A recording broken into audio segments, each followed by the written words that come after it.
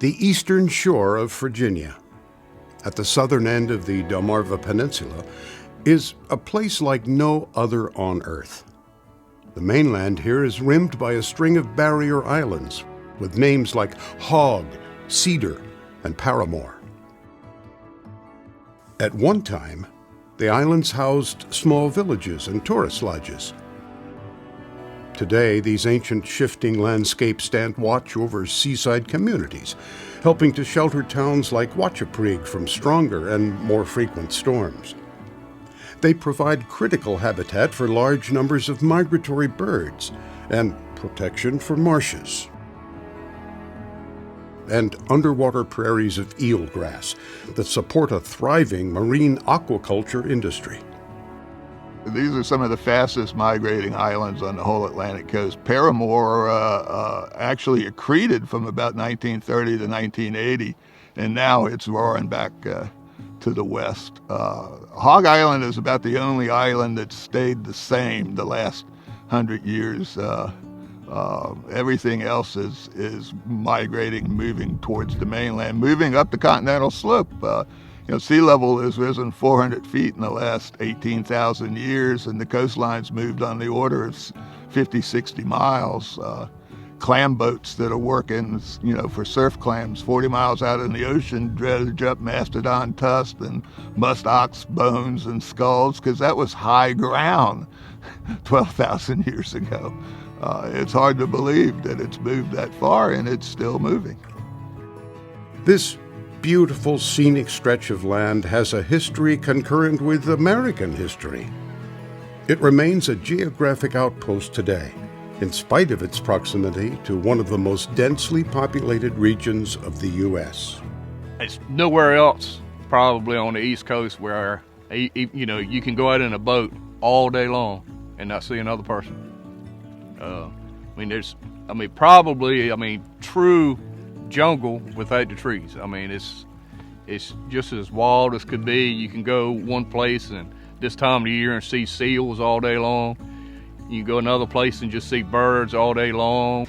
And it all started 50 years ago when the Chesapeake Bay Bridge Tunnel was being built and the eastern shore of Virginia was under threat of development. And some forest-sighted individuals came to the Nature Conservancy and asked us to partner with them to help preserve the 14 barrier and marsh islands off the coast of the eastern shore. And we've been working there ever since. And as a result of that, we've been able to have an impact not only for the communities on the eastern shore, but also we are able to impact communities around the world who come to learn about the work that we've done there. To me, this area is just as important as Yellowstone or those areas. We just have piping plovers instead of buffaloes, and but it's a pretty important area.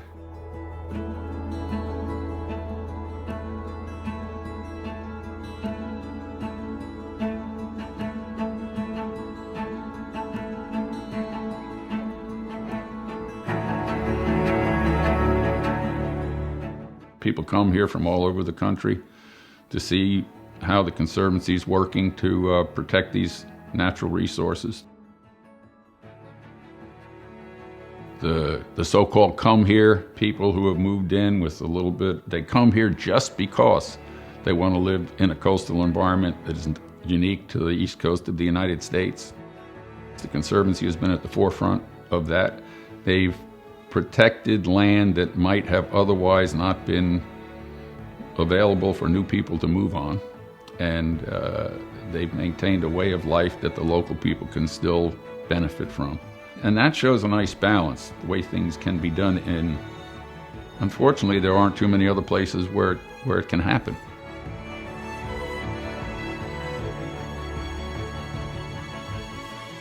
Historically, a number of Virginia's barrier islands were inhabited by full-time residents. Cobb Island boasted a tourist hotel.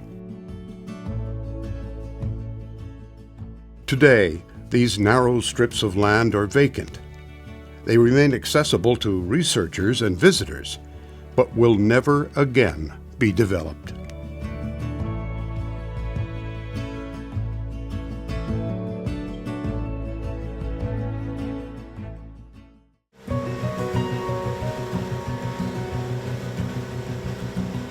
The Nature Conservancy was an early adapter here, providing leadership and advocacy for the preservation of the Lower Barrier Islands through acquisition, alone and in partnership.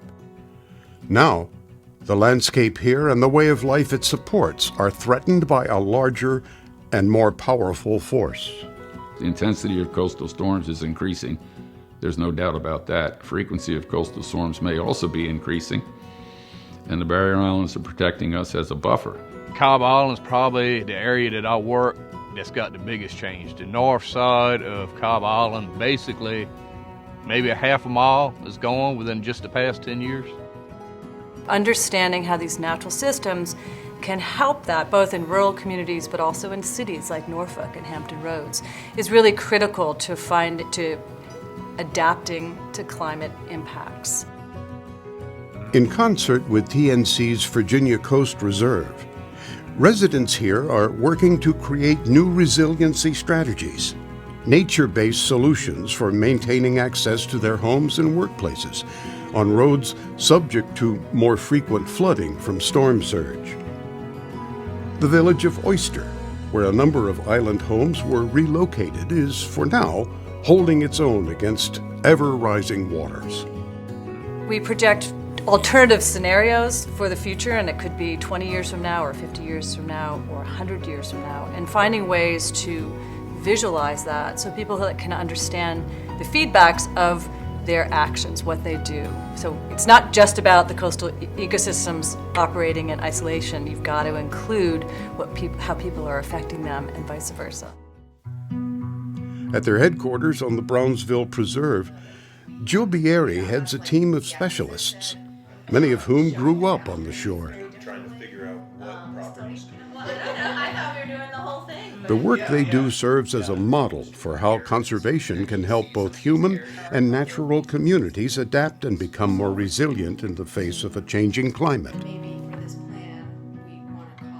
So we have a place here that is untouched, and we have the ability, and we have studied over decades how these natural systems, the seagrasses, the oysters, the marshes, the forests, the salinity, how that's all being affected as we see changes due to climate change and what that is doing to these natural systems. We work with our other partners, academic partners and other scientific partners like UVA, like VIMS, to use this data in a way that helps us predict how these types of coastal systems are going to change and adapt to climate change and sea level rise. VCR team members are directly engaged in the research and development of new sustainable habitats for growing oysters. Well, we're in the middle of Hillcrest Shellfish Sanctuary. This is an area that is protected from harvest.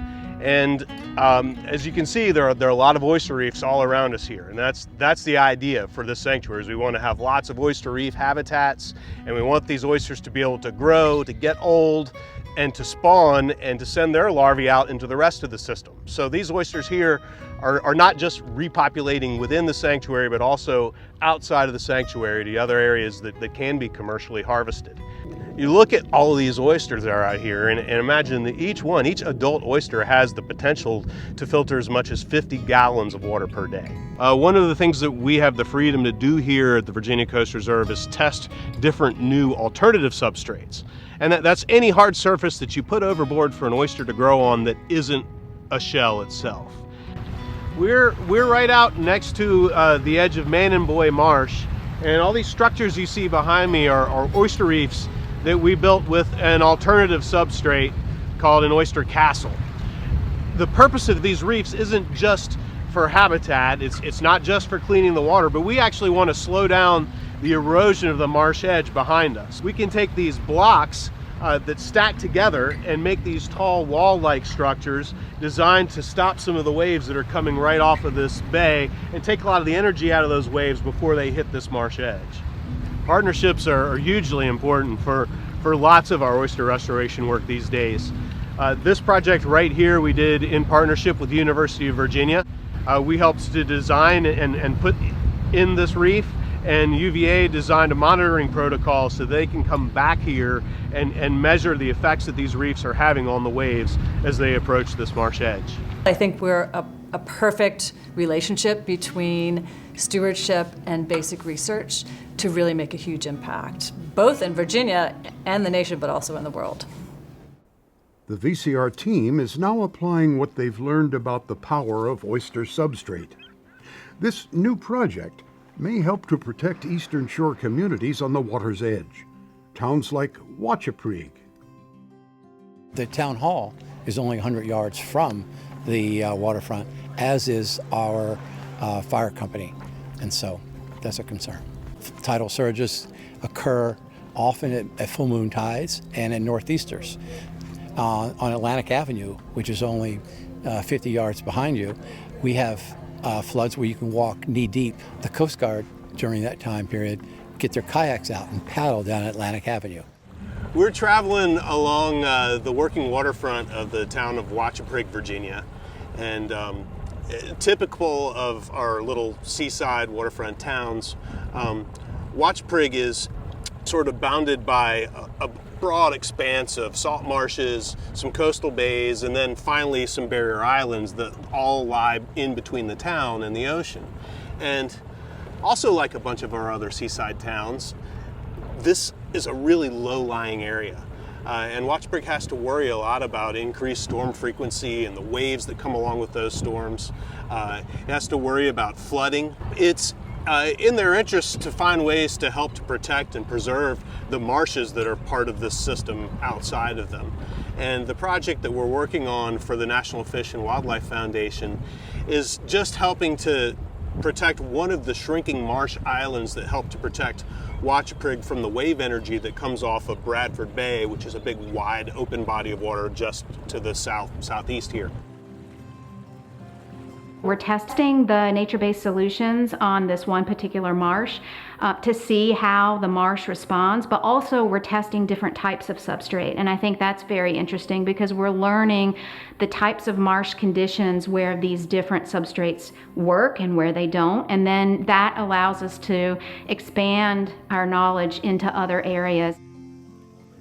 Volunteers from the small towns that populate the Eastern Shore are an indispensable part of this effort. This process here we do from early spring, so about March till typically until June. We're kind of testing this new type of log or whatever to see how long, if it'll last through the winter. Because when we put them out, we want them to get oyster strike because that makes them a little bit harder. But those tabletops go on top of these logs, and help secure these logs. Our volunteers, I mean, they're how we make this work. They're the only reason we can make this work. And the volunteers are retired or moms that want to get out of the house. We have no issues finding volunteers to help with this stuff. And I think they really enjoy the work because they see the results at the end of the summer. What we're doing is basically we are enabling Mother Nature to produce more marine animals, the oysters. And we are also basically helping to solve the flooding and erosion problem that is coming along with climate change. So yeah, we're contributing to basically keeping nature busy, active, as well as maintaining the status of the town of Wachapreague. I feel like the Nature Conservancy has done an amazing job here as far as protecting this incredible resource. I think it's the last wild space on the eastern seaboard, and it's our job to then maintain it and make sure that it's sustainable. We're trying to fortify the edge of this island using nature-based solutions of oyster reefs to help try to knock out some of the waves that approach that marsh to keep the marsh edge from eroding, so we still have a nice wide marsh island to help protect the town from the waves. And what we're really crossing our fingers is that not only we're going to build reefs and help to slow down that erosion rate, but maybe we can actually build up some of the sediment surface behind these reefs next to the marsh, and if we're lucky in a few places, even expand the marsh from where it existed, using only these natural solutions instead of having to come in and do a lot of man-made work. I'm a master's student at the University of Virginia, and with my advisors at UVA, we are working on this on this Living Shoreline project in partnership with TNC. And so our role as an institution is to conduct the research in order to monitor how these living shorelines are doing. It's been a really fantastic collaboration that we have there, where they can do these large-scale projects, work on these large-scale restorations, and then our students can come in and study them and understand if they're working or not working, and make refinements to, as we go along future, how we can improve upon them.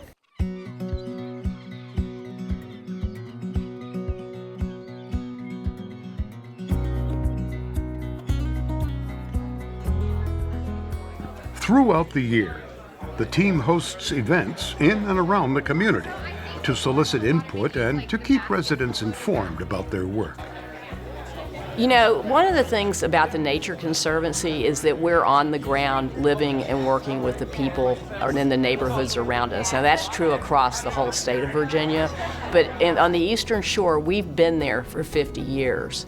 And Jill Bieri and her team, who are at the Virginia Coast Reserve right now, are actively engaged with the communities.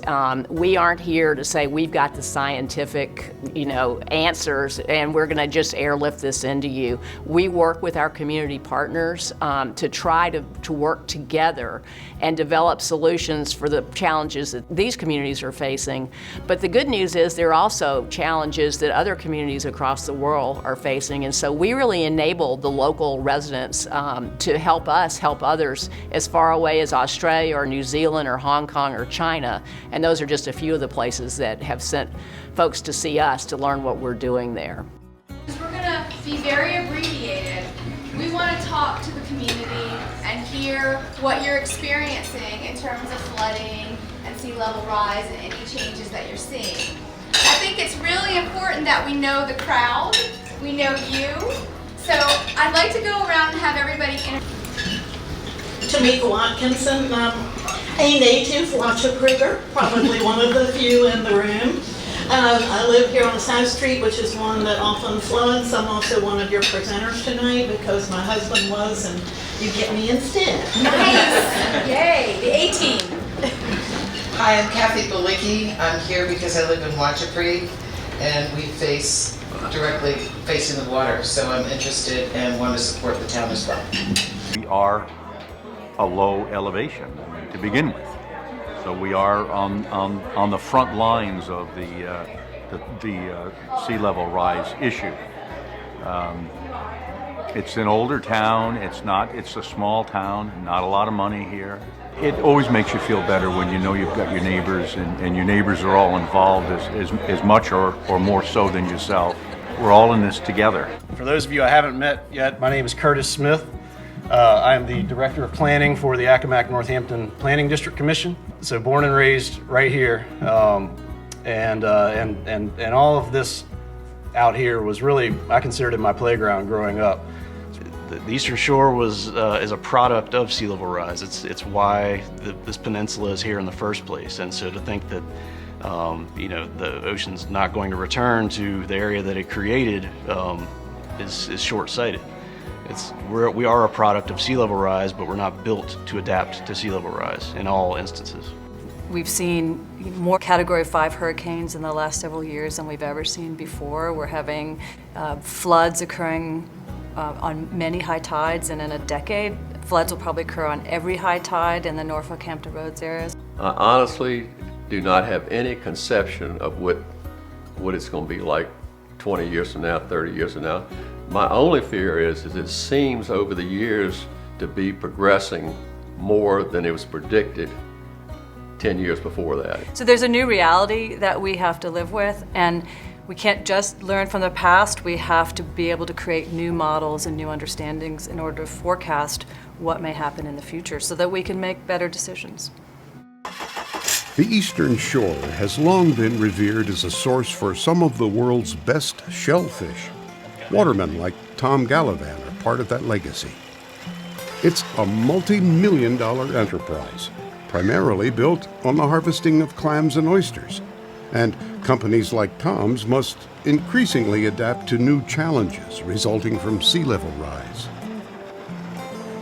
And we're directly affected by sea level rise because we need to get overboard to work on our farms. It's all manual labor, and it involves us walking around on shallow ground in which we have our shellfish planted. And we've seen over the years, we become less and less able to get over in some of our deeper ground. But the other thing about the seaside is that it's incredibly dynamic over there. We've had more frequent and more drastic swings in our weather patterns. We have more high tides than we used to, where the roads will get covered over. We have more storm events that transport more sand, and thankfully, where we work, we have a chain of barrier islands that protects our farms that the Nature Conservancy has preserved. And thus far, we're still in business, but you certainly can see hands-on how much that an island can move in a very small, short storm event. The Virginia Coast Reserve is an important partner here in the effort to sustain and grow the shore's historic aquaculture industry. Hurricane comes up the coast and they shut it down from South Carolina to Maine. We're the only body of water that's open on the East Coast sometimes. And that's because the Nature Conservancy, and that's because they've protected something that is that's truly unique.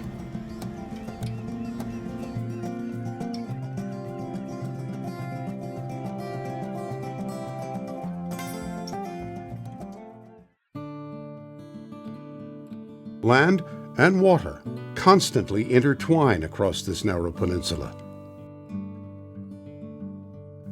Retired farmer Curtis Jones and his assistant, Tavis Johnson, are one of the many smaller operations here helping to grade and market harvested clams. It's only about 4 miles wide at this point here on the shore.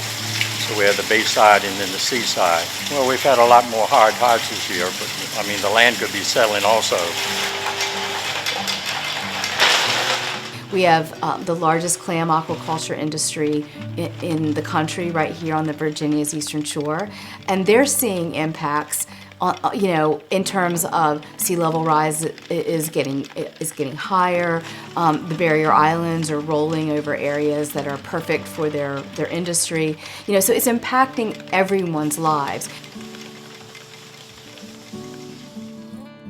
A lot of different aquaculture companies are having issues with salinity just because we're so used to seeing this optimal high salinity environment here on the Eastern Shore, but when rain and groundwater puts a damper on that and brings that salinity down, that can definitely affect performance in the aquaculture world.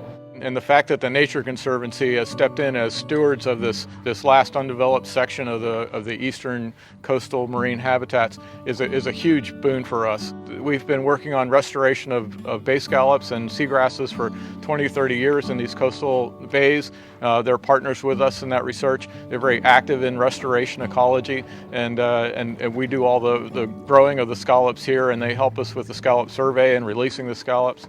We're just extremely appreciative of the fact that the Nature Conservancy is here and helps us maintain this natural environment.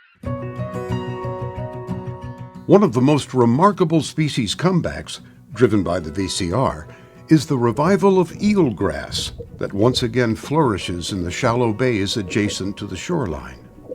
With the eelgrass disappeared in the 1930s, concurrent with the August storm in 1933. And that grass was a foundation species. I mean, it provided habitat for fish and habitat for scallops, and basically it was the basis of the food chain. And when that disappeared, we ended up with sandy bays with macroalgae and no eelgrass. Volunteers fuel this effort to harvest shoots that will later produce seeds that can be replanted, helping to create underwater prairies in these waters. The eelgrass helps to anchor the sandy bottom. It provides food, shelter, and protection from predators for many juvenile fish. It also provides habitat for shellfish like scallops that are now being restored. The project is receiving global attention. We're out here in really a world-class example of how a marine habitat can be brought back at a huge scale that really starts to change the whole way the whole system around it works.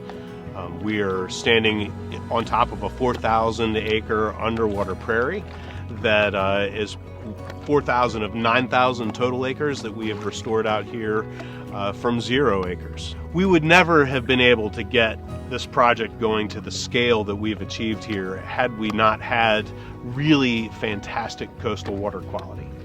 And we have that coastal water quality in part because of our local community here. It takes good care of its own, and also in part because the Nature Conservancy started investing in this area and protecting these lands, these islands, and these bays all those years ago. So, because we've had this kind of water quality, we've been able to do this kind of seagrass restoration.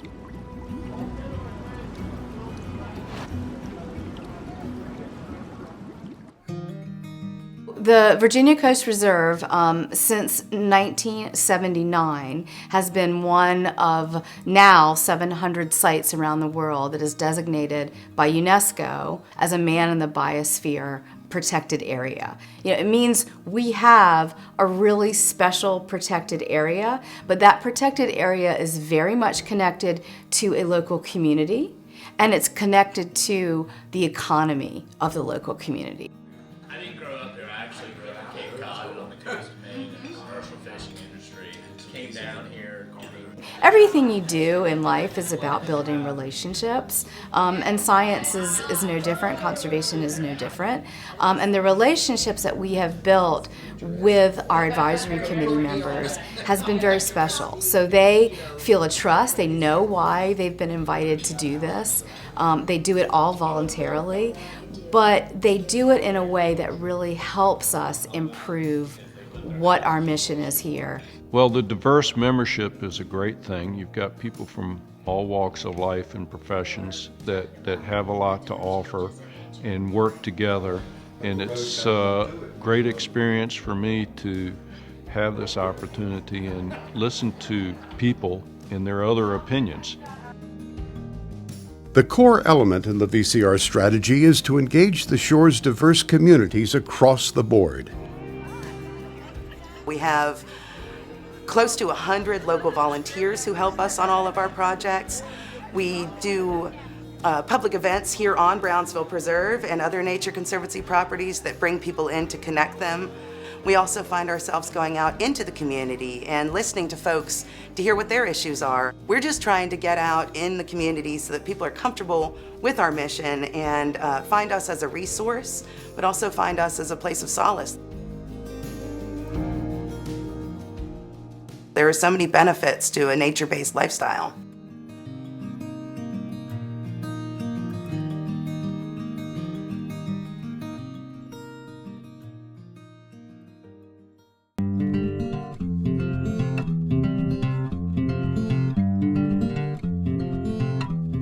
Well, one of the things pertaining to the statistics that we know about climate change and sea level rise, it does affect this local community of Craddockville. Just a mile this way or a mile that way, it could affect somebody being able to come to church, being able to go out and go grocery shopping. And now the house may be on higher ground, but the road getting to the house is susceptible to being flooded. And as well as down the neck here of Craddock Neck, some people are not able to get out, and some people will have their whole house surrounded by water. So, and that's a direct result of the stats that we're seeing from scientists who can prove that the water level is on the increase. There are lots of moisture grounds down there now. It's very shallow, but you don't even see it at high tide anymore. This is the absolute worst year since we've been here in '95, where sometimes we can't get out. It's just too deep. We're trapped back there, and that's not even with a storm. That's the tidal situation going on. So it is something you have to consider when you live on the shore. It's different, but you learn to live with it. You sometimes come and go with the tide. So, but it's nice to live here. And it's nice to have a church like this with so many good friends. We're just making some fine playing fritters. I also think too, not just even coming to church or being able to go to the store, I wonder how it affects having a rescue squad to get to their home if somebody is sick. That is some of the things that I don't think we talk about enough. Carla, we're almost done. And these are going in that warmer right now. Well, Lord God, we just give you thanks for this time to come together as a community. We give you thanks for everybody here as we talk about your creation and how we can help better it. And we just give you thanks and ask for blessings upon the food, not just only upon the hands that have served it and cooked it, but upon the hands that have provided the food from the farms and to the tables for which we sit. We ask all this in Jesus' name. Amen. Amen. Okay, everybody can dig in now. Great spot. Yeah.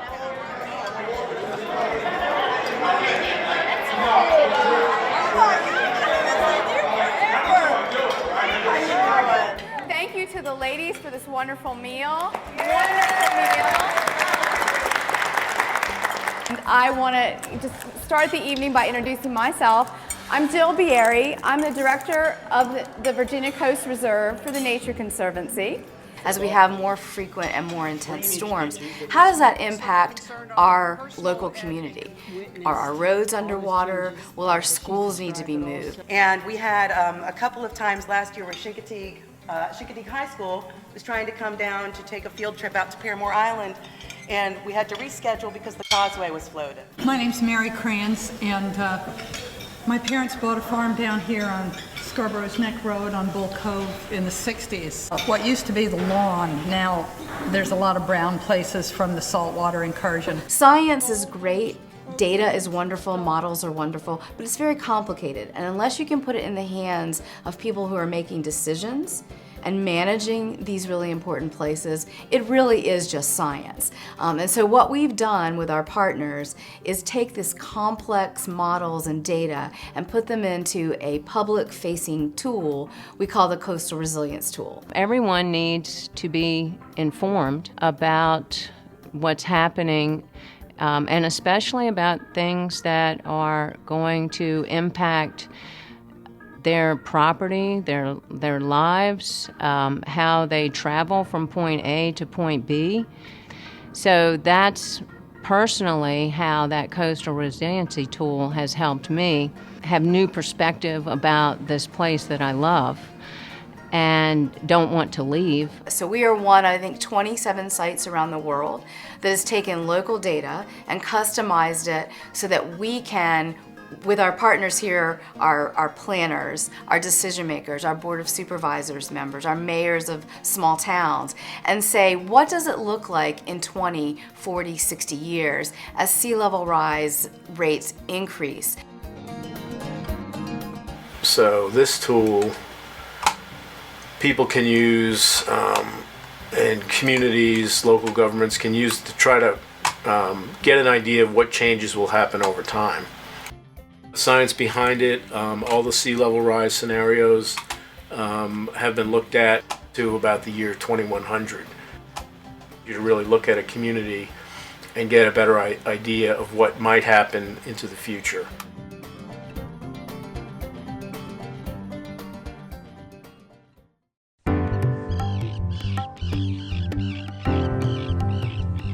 Humans are not the only species affected by the sea level rise that is impacting the shore. Protected barrier islands provide critical habitats and stopover feeding grounds for many species of migrating birds. Survival of these species is a bellwether for the health of the environment here. We happen to represent the northern range limit for a number of species and the southern range limit for a number of other species. So it's sort of a nexus of diversity, and so it's really fortunate that the Virginia Coast Reserve happens to be at this latitude. Millions of birds come through every year. During the fall you get a lot of passerines, but both times during migration you get shorebirds, a lot of raptors, so this area is really important to migratory birds. Alex and I go out during this time of year pretty much every day to one of the islands and look for nesting shorebirds. So we're mostly looking for American oyster catchers and piping plovers. It's an unbelievable place to spend our days. Those of us that get to work out here every day really try not to forget that and try not to take it for granted. Many of the species in the Virginia Coast Reserve are now suffering from sea level rise. So they're indicators of what's going on out in the broader world. And so they're a vehicle to communicate conservation lessons to the broader public and to students so that we can take better care of the planet that we have. This area, when you come out to these islands every day, it's just something that most people never get to experience. We monitor oyster catchers on these islands to track how well they're reproducing and track their population numbers. These islands are open for the public to use, and our goal is to balance the management of the resource and birds like this oyster catcher with compatible recreational use for visitors. There's lots of stories you can tell with all the migratory birds that occur here in terms of where they go when they leave here. We can put field readable bands, individual bands on each bird so that when you see the bird again, you can track exactly where it came from. Even a low-tech technique like putting field readable bands on these birds shows us a lot of information about how these habitats are connected across the entire Western Hemisphere.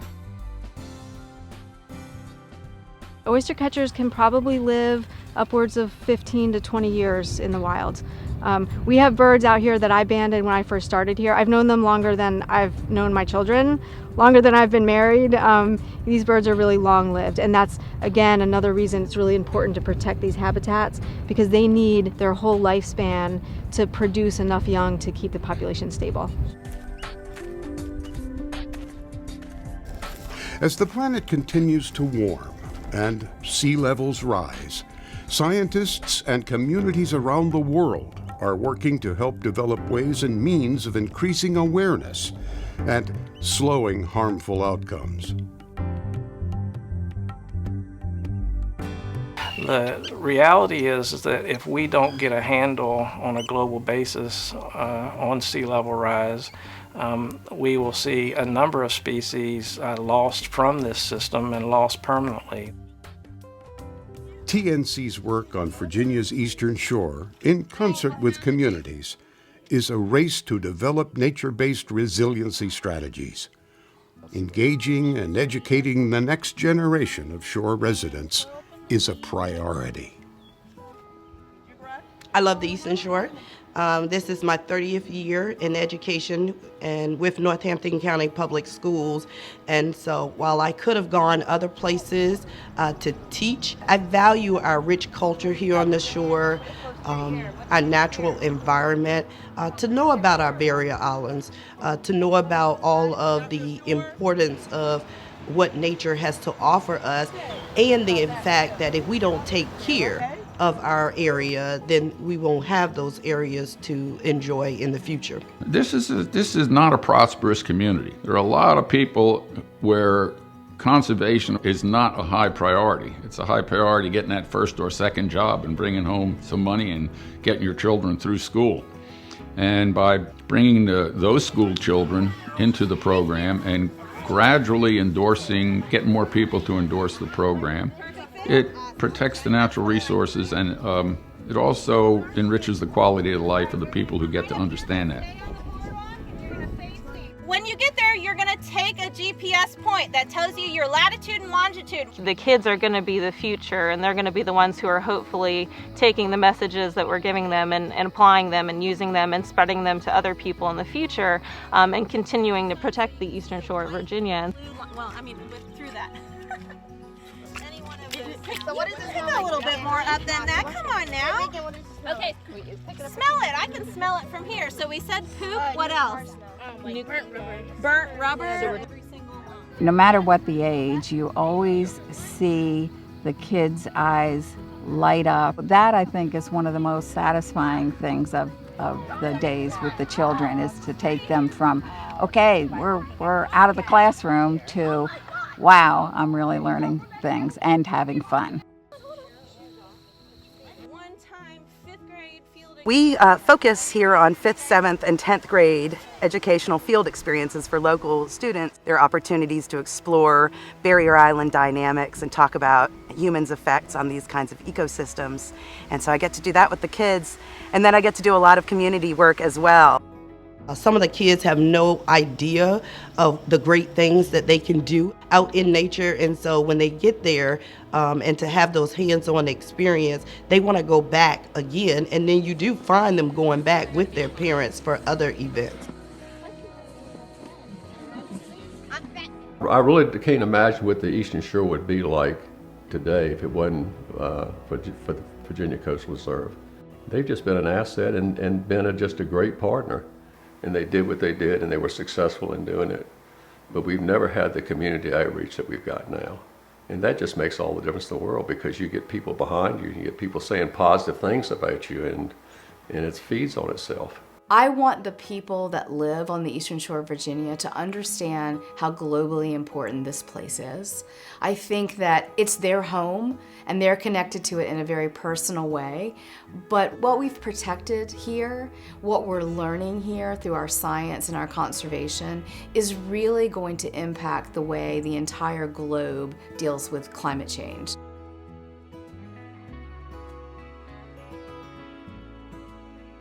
We're a wild system that's pretty much intact. The water quality is really good. The fish are good. The birds are good. You know, so many areas, you know, like Virginia Beach and Ocean City have been overdeveloped. At times, the land and seascape along Virginia's eastern shore can appear to be frozen in time. But a lot has changed in the last 50 years.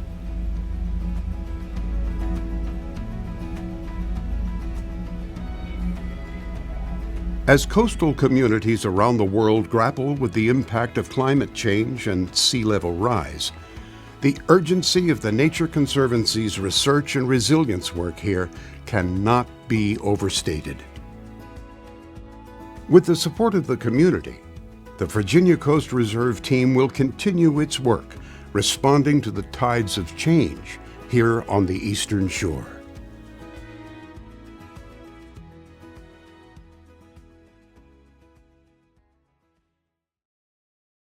Gosh, I'd sit down and listen to my grandmother.